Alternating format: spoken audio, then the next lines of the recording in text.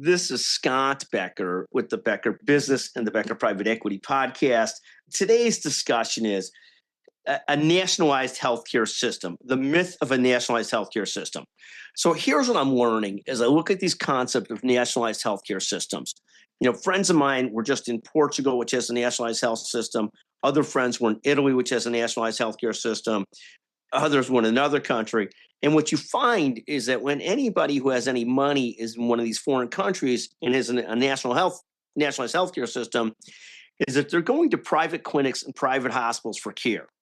To me, I found this fascinating. The whole idea of a nationalized healthcare system is that you don't have to do that we don't have all the tiers of healthcare like we do in the United States. In the United States, one of the most discouraging things has been the evolution of concierge care over the last few years, where you have more and more challenging health equity issues because a couple percentage of the population or whatever percentage can afford concierge care, and that makes it harder for the rest of people to get care. And I don't blame the doctors. I don't blame the patients.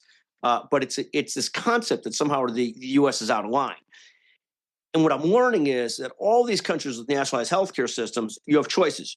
You wait for care in the long nationalized healthcare line. I think the number of imaging machines in Canada is strikingly and alarmingly low. Or you pay for private healthcare through private clinics and private hospitals. And I've sort of had anecdotally, a ton of people talk to me about how they are doing this in foreign countries this past 6 months.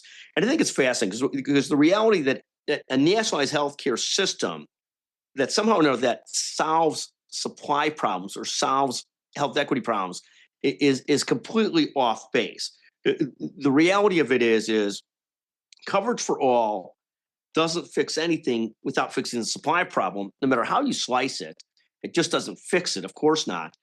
Am I for coverage for all? The answer is absolutely I'm for coverage for all. Everybody should have coverage. We like that. But coverage for all without fixing supply, which is just to the place that all these other nationalized healthcare systems are, is that they don't have enough supply to take care of people. So the wealthy people or the people that are politically powerful are getting care outside of the nationalized health system. Simply fascinating to watch. Thank you for listening to the Becker Business and the Becker Private Equity Podcast. We find this fascinating to watch this discussion of nationalized healthcare systems as though it's a panacea. And what you're finding in all these other countries that the wealthy people, the politically powerful people are going outside the system to get their care. So it's almost like the old issue of taxes. Tax him, tax me, tax him, tax her, just don't tax me. The same thing with the nationalized healthcare system. It's good for everybody else. But for me, the wealthy, the powerful in these other countries, they're all getting their health care outside of that system.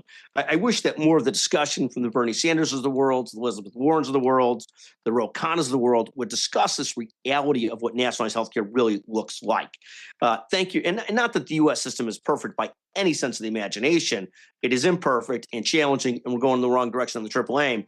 It's just this concept that somehow or another nationalized health systems fix it is aghast and wrong. Thank you for listening to the Becker Business and the Becker Private Equity Podcast.